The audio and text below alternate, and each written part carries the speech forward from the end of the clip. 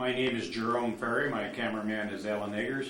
We're doing an interview with Ernie Abodeely, a lifelong Cedar Rapidian with a rich history of Lebanese culture.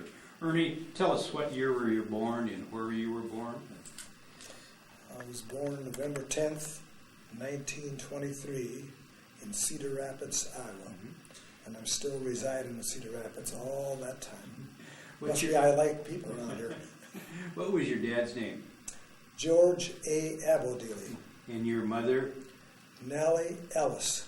Ellis. And were they immigrants?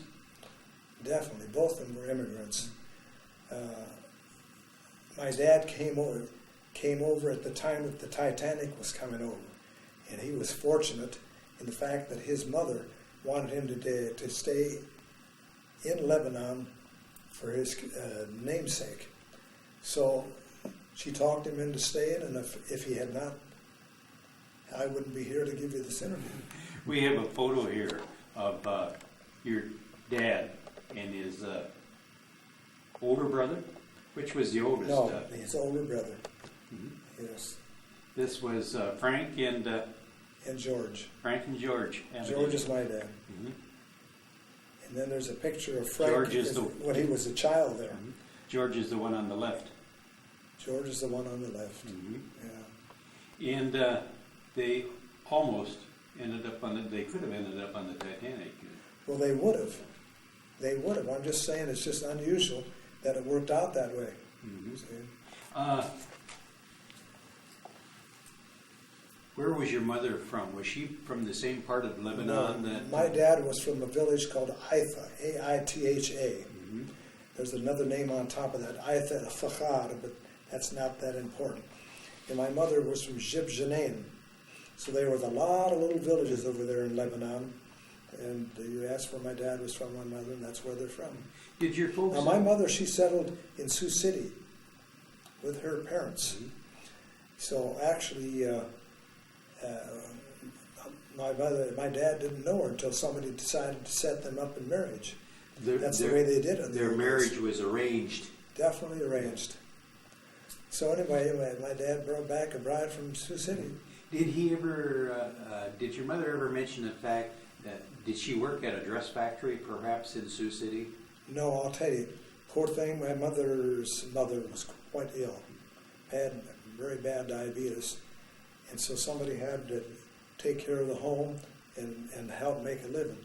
So she only went to maybe a half a year or something to school, and then she got out and she worked at the packing house. In those days, you could work at any age, you know. Mm-hmm. And did they ever mention? Did they come through Ellis Island? Did they mention they that? definitely came from Ellis Island, you know. Yeah. Where'd they meet each other then? Well, they met in Sioux City. In Sioux City. Yeah. How about brothers and sisters? How many brothers and sisters? Well, I have 2 brothers and 2 sisters. I have one brother. What's their names? By the name of Arthur. Is he the oldest? And he's the oldest. And I have another brother by the name of Joseph. Mm-hmm. And your sisters? And I have 2 sisters. One is 64, and I think, and one is 68, that live in Chicago, Illinois. Are your brothers still living? Both my brothers passed on.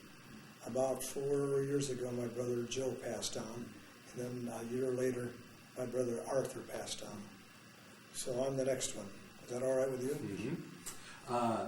When you were young, did the family speak Arabic amongst themselves? Yes, they did. And so I didn't pick up too much of the language. But as time went on, my folks began to talk English, so I was fortunate to that degree. But I mean, I wished I would have learned the tongue, but I didn't. They didn't insist that you learn the language when you were a young child. No. Let you go with English. No, they didn't. Do you remember your dad's first job? Did he ever talk about what he did when he come over here? Well, both my Uncle Frank and my dad George actually were on the road traveling most of the time. And I got to give those guys credit. You know why? They didn't know a word of English. They still found out a way to make a living.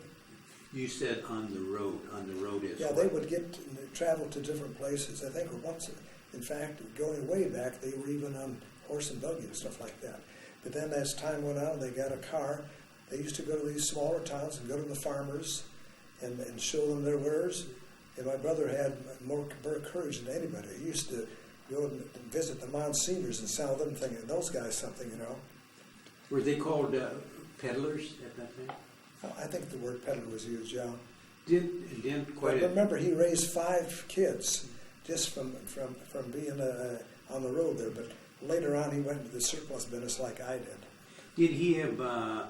Would they have had somebody to grub stake him, like an uncle or something, to get him set up in business? That's how my dad got her. We had an Uncle Joe. He used to have a dry goods store over there on about 6th Street and 12th Avenue Southeast. And he's the one that went over to get both Frank and George.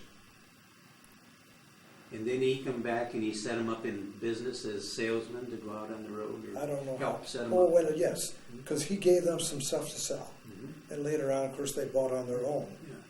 Yeah. If they went out on the road selling stuff, they couldn't get back, stay overnight in Cedar Rapids. What, did they stay with the farmers? A lot of them stayed with the farmers. Yeah, that's where they got their good appetites. Evidently, the farmers appreciated them coming around, probably because they couldn't get to come to town that often. So they look forward to see when somebody... All I know, they had a good relationship, and my dad slept in many a bed that the farmers had. And farmers are wonderful people anyway, Yeah. and they opened their homes to both my dad and Uncle Frank. They had to have a knack for selling or to be a My salesman. dad had a knack for selling. Uncle Frank was a little bit on the shy side, but he was a wonderful man, honest as the day is long. But no, I'm not kidding you. My dad could sell anything. Like say selling a refrigerator to an Eskimo. That's the type of he just didn't know. When people would say no, it wouldn't bother him. But most salesmen, they pull back. If they're afraid to talk after that. But no, my dad was very good in that. And then I don't know if I told you that my dad was a chanter in the church. I don't know if I mentioned that too. We'll get to that. Did your dad have a formal education? Not at all.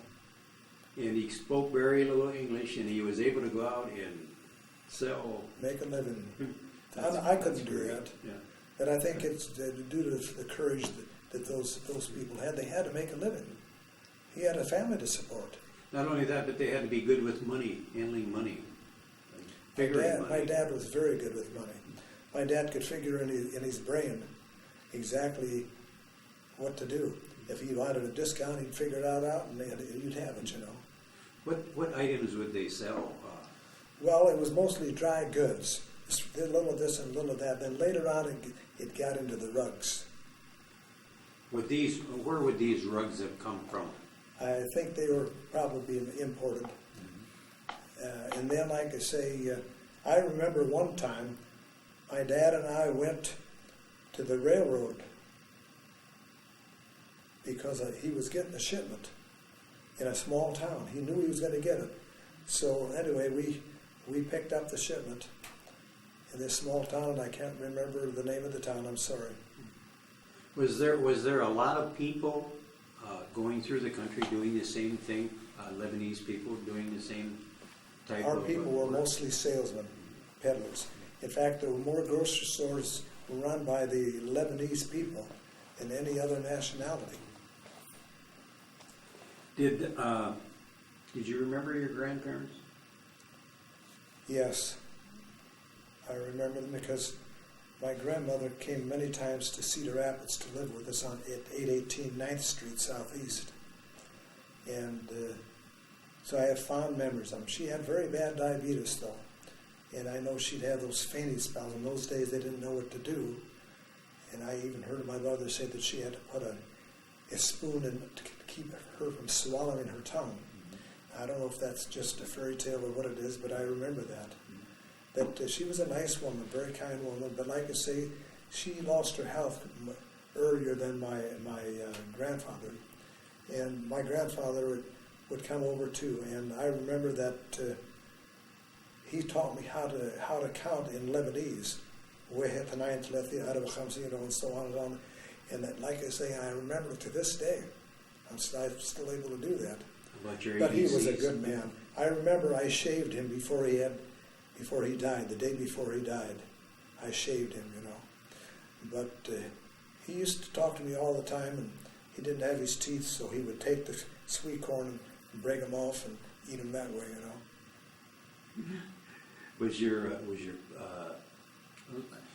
Did people back then, did they smoke, Ernie? A lot of the men, did they smoke? I don't know. To be honest with you, I don't recall that they did.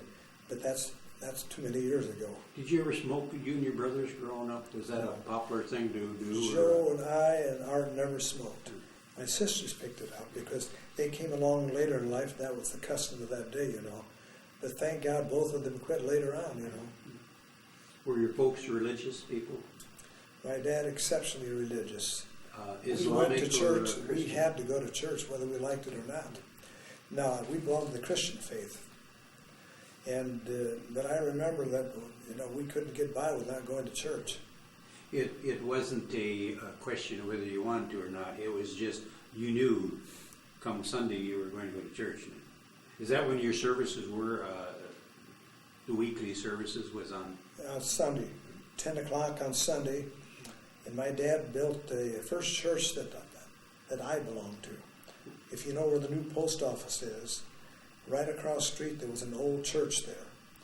Not an old church, but an old house. And it hadn't been finished and it was run down. And my dad would stay home for 18 months to raise funds to build a church there. So they took that old building and fixed it up into a church. You talked about he stayed home for 18 months. Was he out He had of to- work or? No, he was out raising money. Beg, borrow, steal anyway, or whatever they say, but never steal them. Did we mention the name of the church? St. John's. St. John's St. Orthodox. John's Orthodox, yeah. Yeah. And And I told you, it's right across the street from the new post office, right on the corner. And then we were there a long time. Father Abodeely served that church for many years. That's the priest that lived in Cedar Rapids and raised his family there. well, back then, was it still proper for the women to wear head covering, or is it still required? It is required. It's still required. That's right, the Bible says that, you know. And so that's true. Even if you had a scarf, you put the scarf on over your head. You know, there's some Bible verses that tell you about that, you know. Do you today, when does the younger generation have a tendency to slide away from those old customs that you were very comfortable with when you were growing up? I think that's true, but we didn't have the custom of having to wear anything over our head. But yes, the customs are not quite as strict as they were. You had mentioned your dad was a chanter in the church. What? Because in the olden days, they didn't have choirs. So my dad would be on the side chanting the entire service, responding to the priest and what needed to be done, because our service is a very complex one, and it changes every week. Did the you called them the congregation, the body of the church, the Yes. congregation? Did they respond to the priests, or was it the chanter that would respond? Mostly the chanters. And later on, the choirs came along.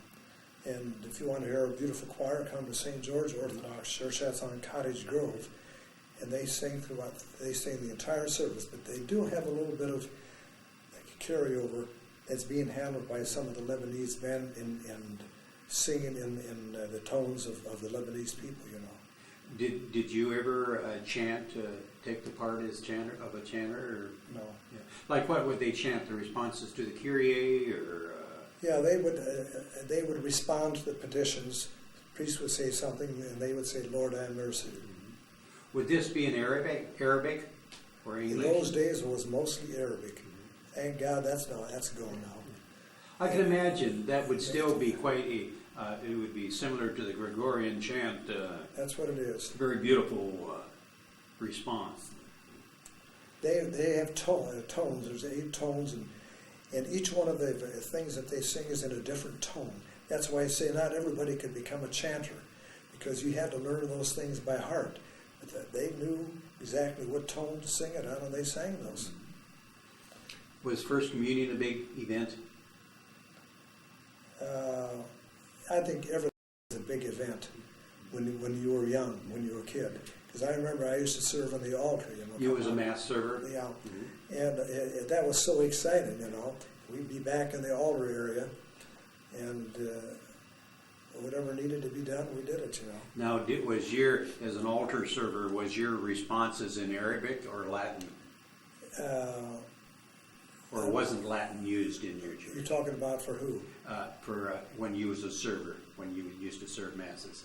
Yeah, but my servant was just going out there with the candles, going out with the cross, and going out with the incense, and that sort of thing. That was all I did. Okay, you didn't respond. I didn't respond. It was the chanter's responsibility. It was the chanter's. Okay. Confirmation, was that a large event too?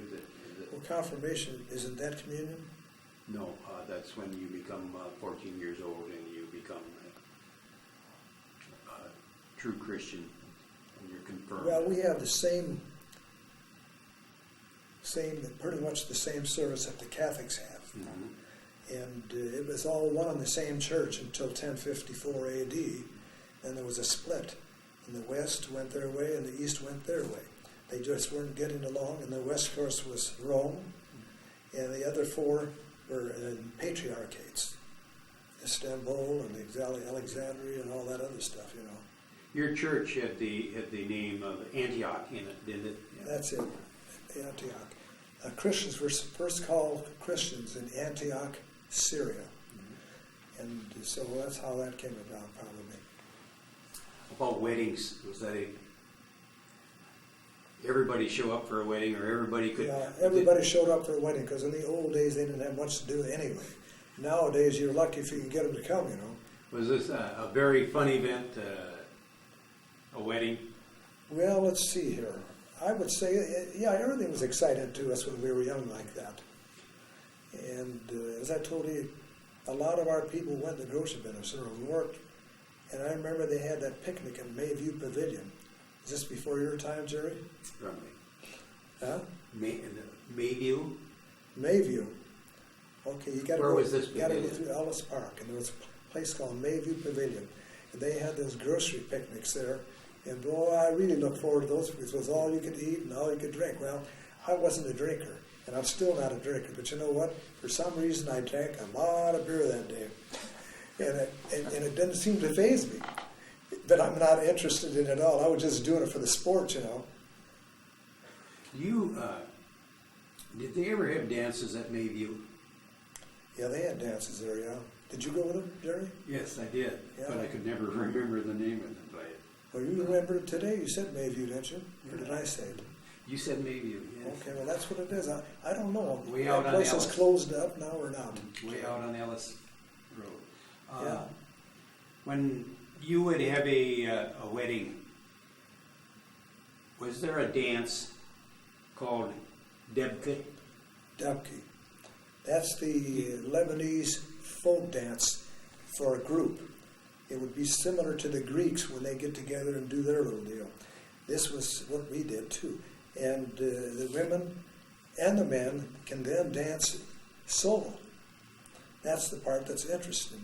Well, it's all interesting. In fact, if you ever get Nick to tell you about all that stuff, his family, they're the first ones in the Dupke line. And they really make it exciting because they're more modern than the old timers, and you see a lot of things happening a little different, Did you ever dance the dance as a young boy? I was too shy. That's why I'm not married today. Your mother, let's talk about My mother could dance that stuff, and all my relations could dance it. Was your mother a good cook? Mother was an excellent cook. My dad loved to invite people from out of town that came in to visit other people. And poor Mom, she has to do all the cooking for that. So whenever you invite this family that came from out of town, you automatically invited the family they went to visit. And so we got acquainted with a lot of Lebanese dishes. My mother was a terrific cook, She never used a recipe. She just threw things together. Strange as it may seem, they came out okay. Was she a gracious host? Very gracious host, yeah. Well, my dad also was gracious because we've invited more people in our home than I can ever recall, you know. It came from far and near, or whatever that is, you know. The Lebanese people, as they come over here, were they a very close group? They socialized a lot together and visited They a were. lot? In fact, all of them used to live on the southeast side. And then later on, they start scattering. Yeah. Was a lot of them merchants, grocery store owners, or dry goods owners? A lot of them were grocery owners. They really were. These people didn't know, they didn't have any skills because they came from the old country. There's no skills over there. So like I say, they had to be salespeople. Did you work as a young boy? I worked throughout my youth. I remember when I went to Tyler School, and I was probably about 11, 12 years old. And I remember, well, I got a job selling newspapers for Alex Fiddler. I don't know if anybody knows Alex Fiddler. But anyway, to make a long story short, in those days, newspapers sold for 3 cents, and I think we made a penny. But if I got out there first, got to the Gazette first, it would take me 3 minutes to go from Tyler School all the way to the Gazette. Can you believe that? Today it'd take me 30 minutes. But anyway, that's it. So if I got there first, and there were certain customers that we knew always bought tickets, or always bought the papers, you know. And so anyway, that... Did you have a route? No. I was just out selling newspapers. And you didn't have a particular corner? Didn't have a particular corner. And like I say, that was a lot of money in our day, but we really made money. Because in those days, they didn't have TV, and I think they had radio, but they didn't have TVs.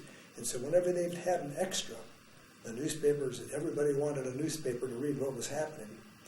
And so anyway, whenever they had an extra, we liked that because we could make more money then, see. Do you the remember? paper sold for more money. I forget what it was, but maybe 5 cents or something like that.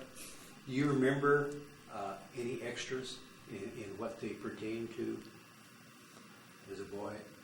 Well, not specifically. I suppose one of these days, if I do, I'll call you in the middle of the night and let you know. Okay. How about we had talked about... I think it was probably things like Will Rogers when he was up on that plane and stuff like that. But it was all the big events because they just wouldn't have an extra unless it was a big event. And had all the elections, all the big events were on extra. And I remember extra, read all about it, stuff like that. Did you ever work in any of the grocery stores as a young boy? No, I worked in a shoe repair shop. A Bohemian fellow by the name of Emu Vishek hired me, and at that time I was pretty proud of myself because I would shine shoes and help him back there, whatever needed to be done, you know. And the reason I'm saying I'm pretty proud of myself because we were the only ones that had electric shoe shine brushes.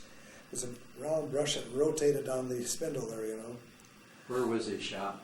His shop was down just as soon as you get across the river on 3rd Avenue, right there on the left side. Did you have any big tippers? No, not there. I don't recall that I was paid much out. But I used to shine all the shoes. Before we get too far away from the Gazette, you asked me if I knew Alex Fiddler. Yes, I did, but I never really knew what the man's... Well, I'll tell you one of the things he was noted for. He was a very hard worker. He's the one that circulated the newspapers. But he also used to be the Golden Glove referee. Here in Cedar Rapids? Yeah.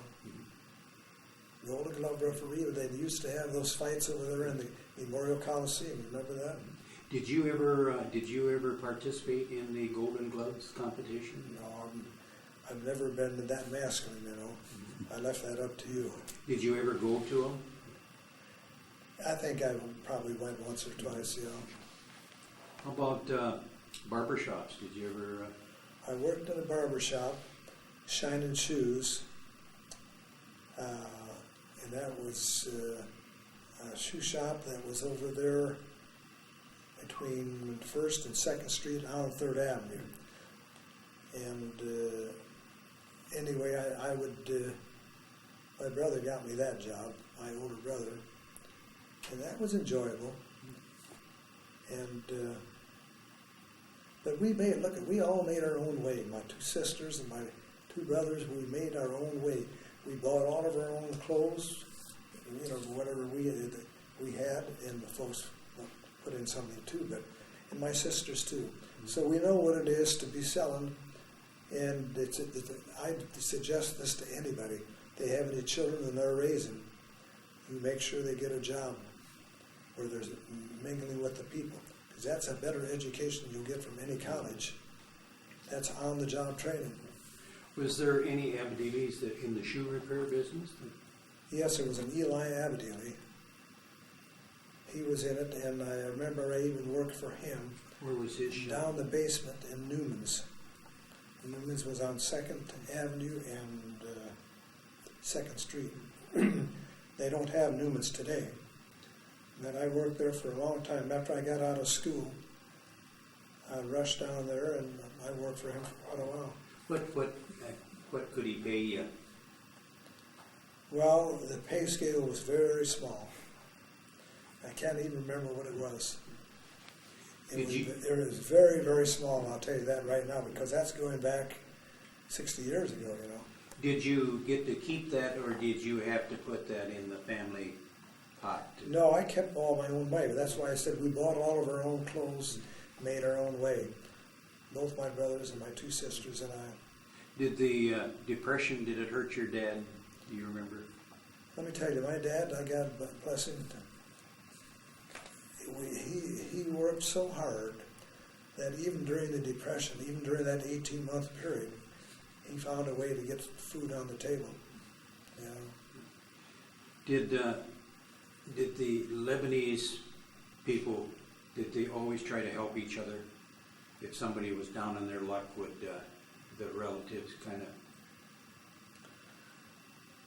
I'm trying to see if I can remember anybody. I know my uncles would have done that with each other, stuff like that, but I can't really remember if they're down on their luck whether that ever happened. How about as a kid, Ernie, circuses? Did you ever remember any circuses in Cedar Went to all the circuses.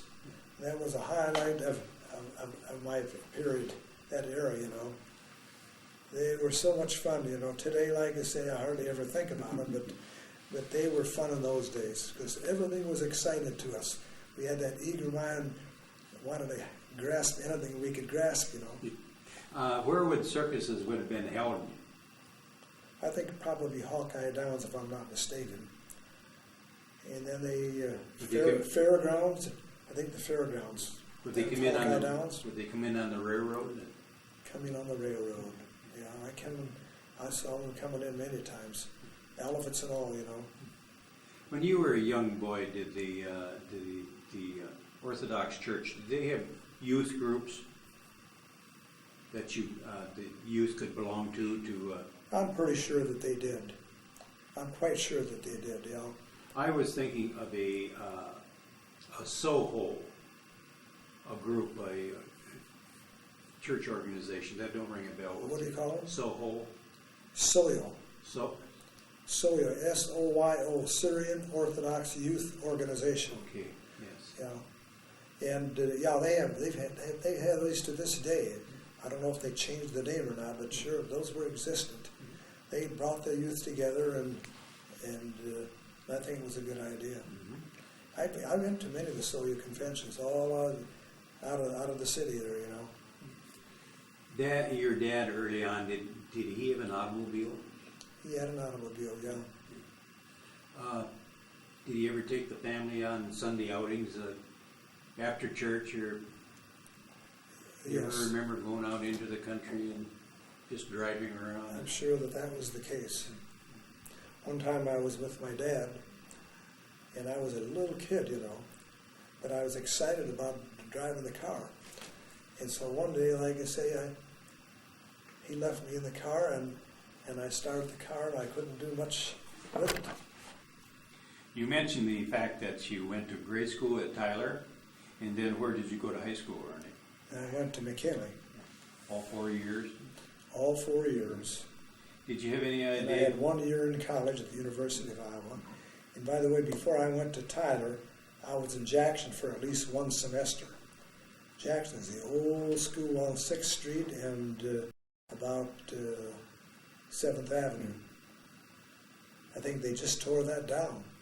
Staymates tore that down, if I'm not mistaken. They're going to build a parking lot there. And what year did you graduate from high school?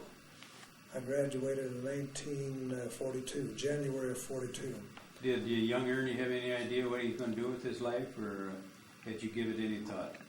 No, the government decided that for me. I was drafted in 1943, and I was in the service for 3 years. Okay. You remember the Sunday, Pearl Harbor? Distinctly remember that one, yeah. Remember what you were doing and where you were? Or? Yeah, that was Pearl Harbor, and let's see, where was I? I think I was over there at Holmesy's.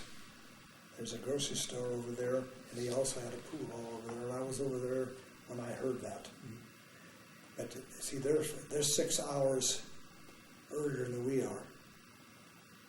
Aren't they? Pretty sure that's it, yeah. And so anyway, that was a shocking thing.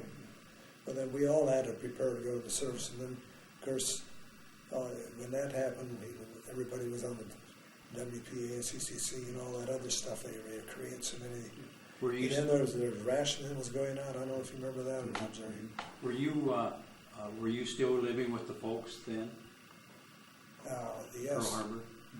Did they have a big radio that they all sat around and listened to every news bit? Well, we obviously took an interest in that. We wanted to find out what was what, you know. But it was terrible what happened. Yeah, was any of your brothers already in the service? No. I had the one brother went in October of 42, and I went in January of 43. So where did you where did you go to boot camp? Well, first of all, I went to Camp Dodge, and then I was inducted in Jefferson Barracks in St. Louis, and I went to Keesler Field, Mississippi. That's way down in the southern area where it rains every other hour. I couldn't stand it. They put us in tents down there, and the humidity was so strong that we could wring out our blankets in the morning. Did you get moved around a lot then after you got inducted? I was in a number of different places, and I would try to remember some of them. I can't remember all of them. But like I say, I was in Keesler Field for my basic training. Then I went from there to Fresno, Hammer Field. That's where the grapes all are over there, you know, in Fresno. And then from there, I believe I went to Tonopah, Nevada. I was there for 18 months because in Nevada, that's excellent for bombing ranges because it's so sparsely occupied, like I say, that there were plenty of areas that they could bomb, you know. And what was your duties, or later in the service? What was your duties? What group were you with? Or? Yes, I was in supply initially, and then in other words, I'm trying to think here. What came first here? Well, I also became a mail clerk, and for a squadron over there. You had mentioned the fact that earlier that we were talking about that you issued cameras out to. Yeah, aerial cameras. I did that when I was in another place, though. Mm-hmm. Yeah, because I went to Nebraska, and I went to a number of other places. I went to Pratt, Kansas. I used to go to Wichita on weekends from Pratt, Kansas. So I was in a lot of places. Why do you suppose they moved you around so much? I don't really know, to be honest with you. That's a good question. When I go back in the service the next time, I'll ask them. You've seen a lot of country. Well, not quite so much, I'll tell you. This job I had in the Tonopah, I wasn't that fond of it. The women were so sparse over there that they used to bring women in all the way from LA for our dances over there at Tonopah. You were talking about that you would take photographs or take photos at dances. Yeah, I enjoyed doing that. And I think that came along a little bit later, if I'm not mistaken. I think I was stationed in another camp. And forgive me, I'm not remembering the name of it, but that's all right. Because that's going back a long time. But You didn't get shipped overseas? I didn't get shipped overseas. And now that I look back on it, I'm saying, thank you, God. You've heard the statement, I'd rather be a live coward than a dead hero. Yeah. And those poor guys over there in Iraq right now, I feel so sad for those guys. We should never have gone over there, and we've lost 150 men since the war ended. When you would leave Cedar Rapids and come back home on leave, I imagine you went through Union Station. We went through Union Station. Any fond memories of Union Stations years ago? Fond memories. Everybody would be waiting for me to come home on furlough. Yeah. Was there a lot of military moving through Cedar Rapids in those years? A lot of military movement on the Union Pacific. Because I took that trip more than once, probably 3 times while I was in the service. Going from Tonopah, Nevada, and I was in Lowry Field, which was my good spot. I can tell you about what a nice place Lowry Field was, but that's probably not important anyway. What year were you discharged? I went in February of 43, and I got out in February of 46. Mm-hmm. So I had 3 years. Then when you got out in 46, you had mentioned you had 1 year of college. Was that after service or? After service. I went 1 year in college, and I was going to take advantage of the GI Bill. Mm-hmm. At that particular time, my dad had just gone into the surplus business, and he really needed some help. And so anyway, I thought I'd make a little more money and go back to school. As it is, I didn't.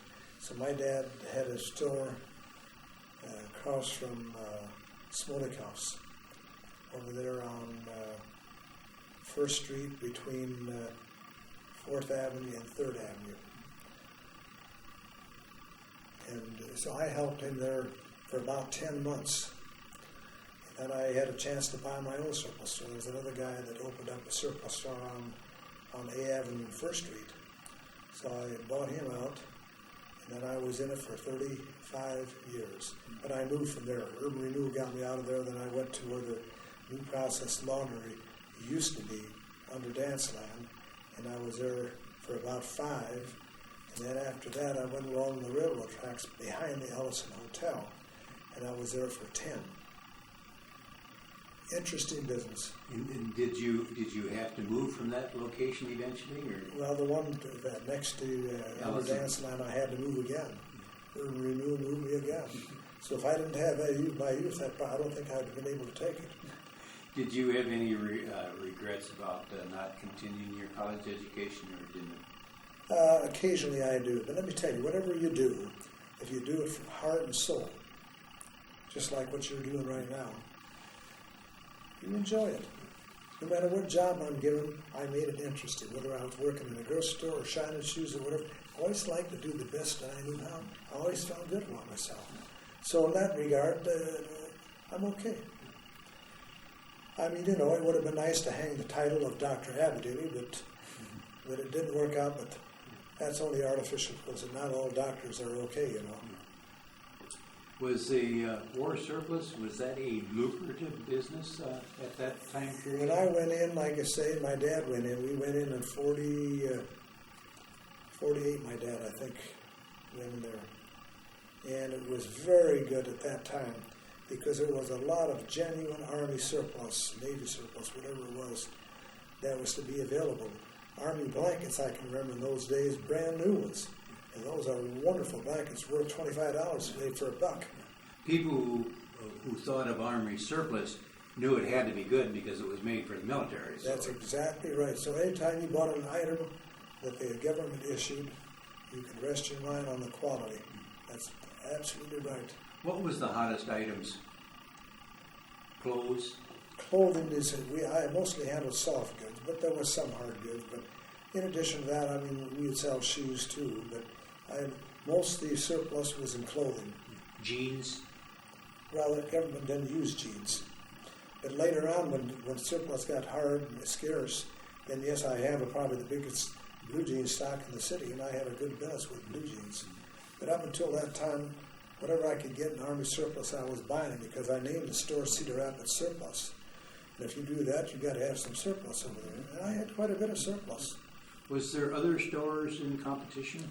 At Surplus one stores? time, there were 9 surplus stores in Cedar Rapids. And I they finally dwindled down to just my store over there. Let's talk about entertainment as a young man. Did you go to dances? Used to go to a place called Danceland. Danceland is a half a block south or north of the Iowa Theater. So I used to enjoy going up there. They had a good time up there. There was a big old lady by the name of Ma Doherty up there. Did you know Ma Doherty? I knew. You're the first person Oh, that she was knew tough, her. boy. She looked like an angel. She's a big, heavy-set woman, you know. But I'm going to tell you, if you did something out of line, she let you know. She picked you up and moved you down the stairs, you know. Yeah, she was quite a lady. Yeah. And you mentioned the fact that you didn't drink or smoke at the time. Yeah, we were brought up quite strictly. You know, we didn't drink or smoke, and to this day, I still don't. What are some of the other dance halls you remember besides Danceland? Well, there used to be a place in Fairfax, if I'm not mistaken. I'm trying to remember now. It was a ballroom. Ballroom, Ponderosa Pub? I don't think it was Ponderosa, but I think it was, trying to remember the name of it. But anyway, I went there, and you'd have a real good time there. Everybody let their hair down there and enjoy themselves. And that was a good thing about Danceland, too. They did that, too. And Armar came around. I used to go to Armar, but Armar was too straight-laced. It just didn't have the same comfort level that Danceland had. You just never felt at home. It was such a big place, you know. Was Danceland more, except for 28 Night, was Danceland more for the younger crowd where Armar would have been maybe for the older generation? Well, they had an over 28 night at Danceland. Of course, I was over 28 and I would go there. Mm-hmm. And later on, I don't know how much longer they stayed there, but Winkster had that. He was the owner of Winkster. You ever heard of Winkster and Hasley? Was he the one that had the bowling alley down below, too? Yeah. Mm-hmm. And but there's a lot of fond memories. I think my youth was okay. How about Linger Longer? Did you ever go to that dance? Yes, hall? I remember Linger Longer, and I'm trying to remember where it was. Inside of some park, wasn't it? Zika Avenue out off of Ellis Park? Yeah, Linger Longer, yeah. That sounds like that must have been a place you used to go. Draport? You probably met your wife there, huh? Not really, huh? The Mirror Lounge is where I've been. Oh, Mirror Lounge. Oh. Did you ever go to the Mirror Lounge? No. Well, I wasn't a drinker. And in the Mirror Lounge, you drank, you know. But Yeah. they used to have very good crowds there. There was a Lebanese woman that owned that years ago. Michael, I think, was her last name. In the pre-interview, you were telling me about a very tragic accident you had, and you were hesitant to tell about it. Do you? I think it's a very important part of your life. I don't feel that that's critical, but if you think it'll make this movie and you get paid extra for it, I'll be happy to do it. I know you're a volunteer, so I'm just joking now. I think you should tell us about the experience. Well, accident. my brother was in trouble. He bought a building and he couldn't keep up the payments. And so I went out there, I'm trying to remember whether it was 1977, I believe I went out there. And went on Union Pacific, went to Salt Lake City and to LA. And so I helped him get on his feet, and when I came back, I was coming back the same way to Salt Lake City, and I just wanted something to do, you know. So I went out to get a newspaper, and there was several people in front of me that I had to wait for, and I never thought that my train would be pulling out. So when I finally got my paper, then like you say, I went outside and I saw the train pulling out, and foolishly I wasn't thinking. I said, "Gee, I got to get on that train." And what happened? I ran alongside it and grabbed the handle, and somehow, like I say, I lost the handle, jerked away from me or whatever. And so I fell underneath there, and I was lucky that I only lost one leg. And so to this day, it's a long time ago. Where did you take it off at? Took it off, actually the train went over it at the ankle. But in order to give yourself a good fit with an artificial leg, you have to have that would be a good place to carry your weight. So then I began to carry, I went to several leg fitters. First guy was in Davenport, and then I went to Marshalltown and tried them all, Yeah. You were by yourself. Did the railroad? Yes, when this accident happened, the people that work on the railroad or work over there for the railroad saw that would happen. They came and they picked me up and put me on a stretcher, and then they took me into the hospital over there. And I think probably the cold weather might have saved me losing a lot of blood, because what was left of my stump had coagulated. Because when I was put into the hospital, the nurses would come in from time to time to check and see if I was bleeding. I never did bleed. But I had to sign a statement to the effect that they were going to amputate my leg. How old did you say you were at this time? Well, let's see. I'm trying to remember. That was 19... I think that was 1952. 25 years old. Yeah, I'd say that's about it, yeah. How long did you have to stay out there in the hospital? Quite some time, or? About 10 days, a week or 10 days. And... did your folks know about it? No, I didn't want to bother them with that. And so when I came home, that was a big shock to them, of course, because everybody was waiting for me at the depot, and then I came down with my crutches, Did there was you? snow on the ground and all that stuff. This was in January that I came home. And you, of course, when you come back, you didn't have a prosthesis yet to put on it. No. So then I started investigating that, and there was a guy in Davenport that I went down to see him, and that's the first time I've heard of a willow wood leg, because at one time all the legs were made of willow wood. So anyway, he made one for me, and it worked for a while, but there was the comfort level was not what it should be. And then, of course, I've had a number of legs made. Then I went to Marshalltown, and I made another leg over there in Marshalltown that proved to be a lot better. And you'd have to see a leg before you could understand what I'm telling you. But the legs the old-timers, they used to put a lacer up above the knee. And then the knee joint was attached to the lacer. And therefore you carried your weight not only below, but above the knee. And that worked out well. I had that leg 35 years, I think, all the time I was in business. Did it bother you? No, I was able to be on my leg 12, 14, 16 hours a day with that leg. Then I went over to the new leg. They wanted to give you more muscle tone and better exercise for above the knee. So they put me on one that I wear to this day, but it wasn't as good, because bear in mind, like I say, you're going to reduce the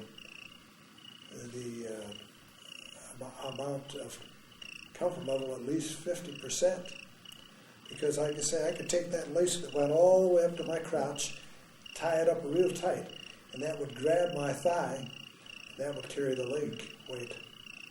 And that was the best. But then they quit making that style, and I went over to the other one. And although it was nice, you have to have more flesh on your leg than I have, and I don't have any flesh. Did that make Meaning you? that I was always slim like this. Did that make you self-conscious? You said you always used to like go to dances. Did you still go to Yeah, dances? it definitely did. It took away from any confidence I had. So maybe I can blame that on the reason that I didn't get married. You never got married? Because I didn't circulate, like you guys over here, Lebanese restaurants, Ernie. Was there a lot of restaurants, the Lebanese cuisine, growing when you were growing Well, up? there were some, yes. Actually, the Greeks were the one that had the restaurants. They had the 3rd Avenue, Virginia, and 2nd Avenue, Virginia. What was it, 1st Avenue, Virginia? They had a number of places. The Greeks were good at that.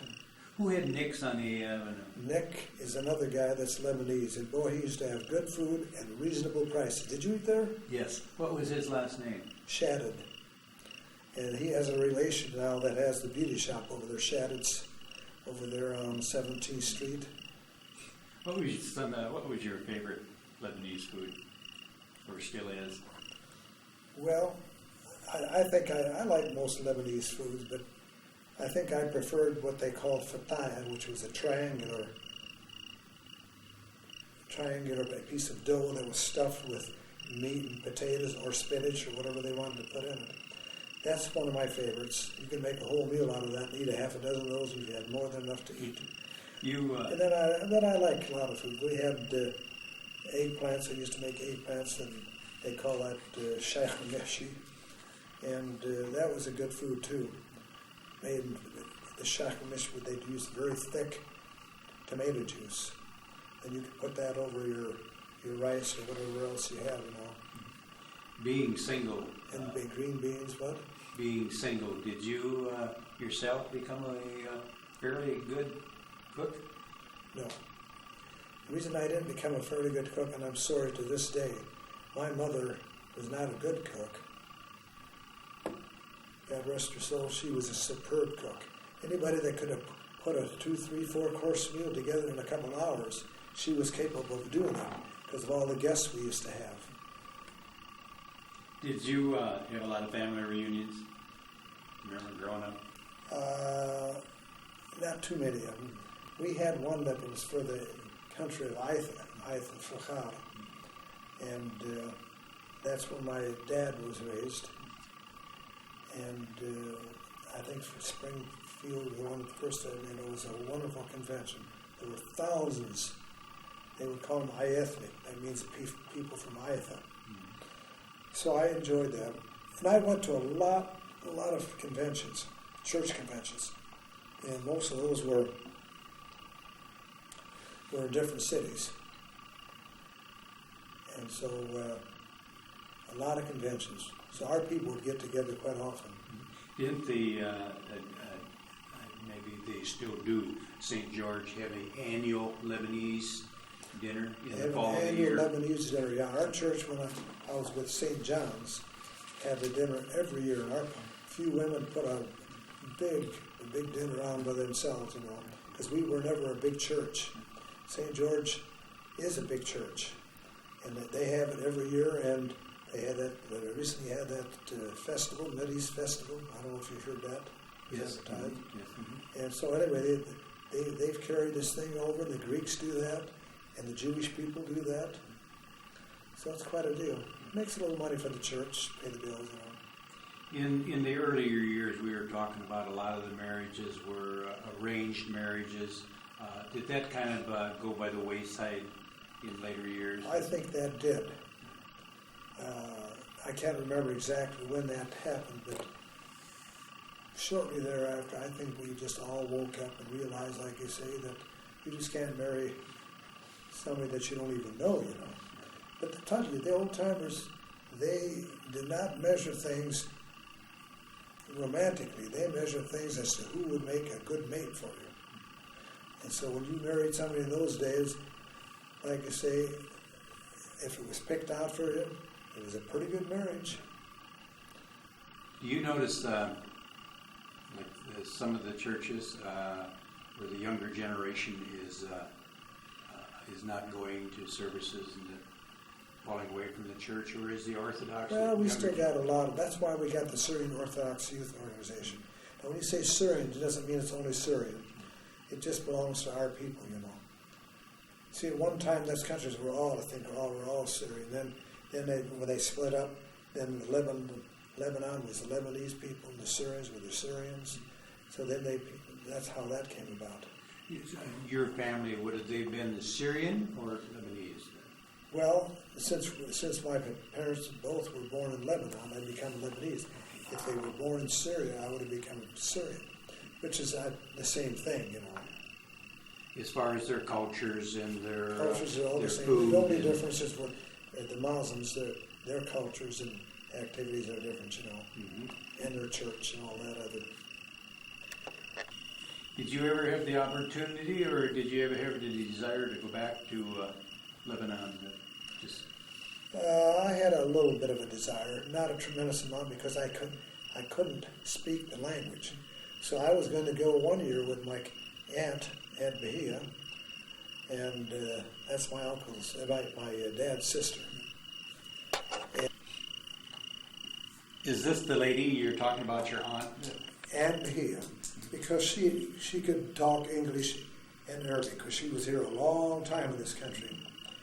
And so anyway, I was going to go with her, and this war came up between the Arabs and the Jews. That was the end of that. And so since that time now, I have not had that much desire. As you get older, you don't have that get up and go and want to travel. Young guys like you know, you can do that, not me, you know. That old photograph that she's holding, who is the young child sitting on the, I suppose her, you can pick it up and look at it to refresh your memory. Well, that's a picture of her father and mother and Uncle Frank, Uncle Frank. Uncle Frank would have been your dad's brother? my dad's brother. Mm-hmm. You know, they were the ones that went out on the road together and made a living. So, Ernie, unless you have any other memories you want to share with us, the Cedar Rapids History Center, the Well, excuse me, I'm sorry.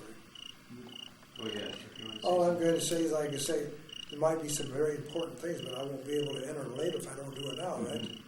Right. So Oh, you got me, you know what? if there's anything you want to slip in here. You know what? I found out I always remember things when I'm not able to give you the information. I think you got enough, you know. Yeah. Yes. Anyway, the Cedar And Rapids. if not, like I say, if you really feel it's important, I'll just tell you a couple things, like I say, that I haven't, and if they're important, can't you bring it back on? Yep. This guy, he's capable of it. The Cedar Rapids History Center, the Linn County Historical Society, would like to thank you very much for sharing your memories with us. And may I thank you for your courtesy. You and Alan Eggers. Thank you. And your name is Jerry Ferry. So you're getting into this thing. You think you're going to get out? You're not going to get out. Thank you, Ernie. You did a good job.